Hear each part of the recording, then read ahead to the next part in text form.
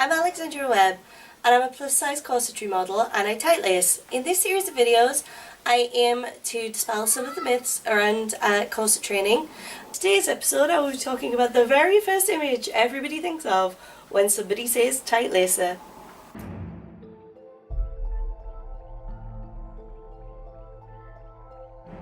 So yeah, I'm back. Finally got over my evil plagues and sore wrists and got my engagement ring back on and everything. Just one slight note, I will be changing my upload dates to Tuesdays and Thursdays, whereas previously it was Mondays and Thursdays, but I'm just finding it's going to be easier going to do Tuesdays and Thursdays from now on. And now that's over, let's get on with it. So pretty much the first image anybody sees or gets when they think about corsetry or tight lacing is this really ancient one, which was by R.S. Ross. I believe it's Victorian, could be Edwardian, but I'm going to assume Victorian given that given the sort of shape he seems to have gone to in the after image.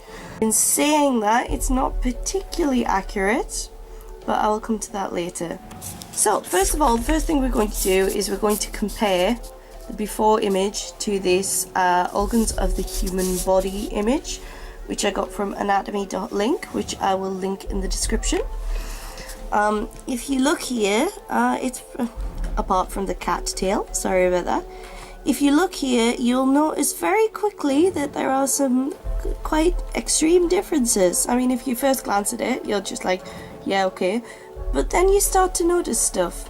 For example, in this image, which is often cited as being, you know, totally correct, because in this image people quite often use this as proof that tight lacing will damage your body. Often used without any context, any source, and people just assume it to be correct.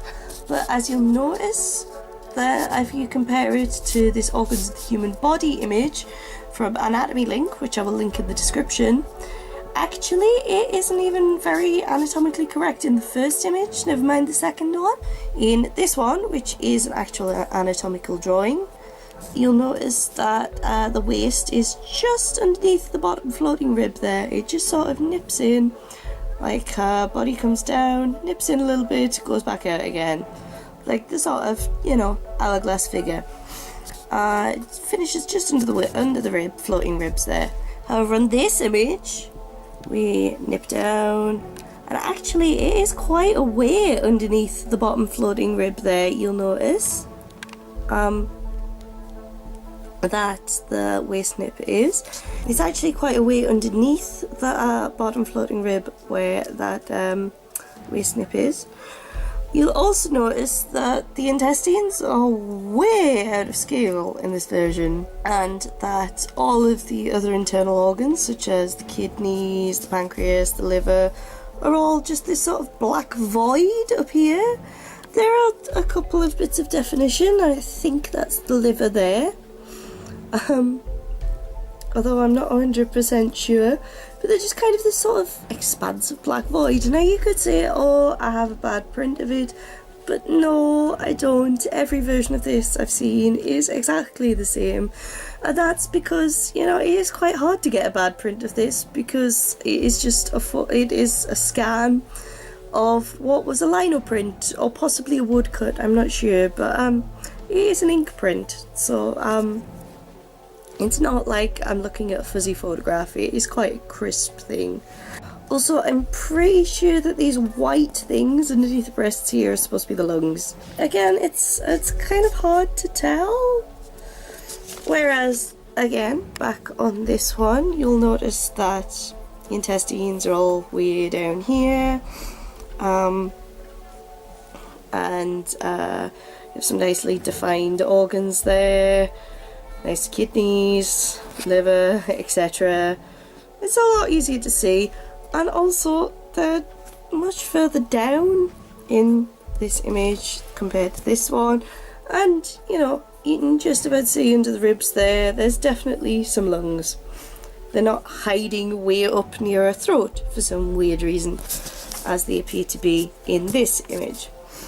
Now, bizarrely, in the after image, apart from this strange squishing like a toothpaste tube going on here, more of the organs seem to be in the correct. Now when you compare them, strangely, they actually look an awful lot more similar than the first image did to the second one. If you ignore the sort of toothpaste tube torso going on here, you'll see the lungs are a lot easier to see and seem a lot closer to this image here. Although, as you've no doubt noticed, there aren't as many ribs in this image for some reason. I don't know, maybe this image was where that strange myth about Victorians having their ribs removed, which was total bollocks, by the way, came from. But I will go into that at a later date. I'm not really sure what the hell is going on with the intestines here, so let's just ignore that. But you will notice that while it is an extreme hourglass, the nip of the waist here comes to just slightly above the bottom floating rib, which is a lot closer to where the waist nip is on here. Although for some reason, what I believe are the kidneys have now descended into the depths, which doesn't actually make a whole lot of sense if you compare them back at each other again. Now here it looks like there's an awful lot more compression going on than really you can get from a corset. You do get compression around the waist, and sometimes, depending on the length of people's floating ribs, they do bend a little at the bottoms. They can bend a little. But that is because the bottom set of floating ribs are cartilage, not bone. However, up here, this is all bone. This doesn't really happen. This wouldn't happen unless you had something really, really wrong with your ribs. You can squish and squish and squish, but you're not going to get that. You're just going to end up with sore ribs. They're not going to squish. And actually, the more you look at them, the less it makes sense. Because let's say, for example, that she was wearing a mid-bust corset rather than an underbust, which is the kind I usually wear. So, mid-bust corset goes up to about the nipple line, which we're going to assume is here. And then on this one, around here. Why are her ribs, which would be above the top of the corset, being pulled down? That makes no sense. I hope that has been pretty informative and answered a few questions. And I will see you on Thursday for an off-topic video where hopefully it will be less face-meltingly warm. Goodbye.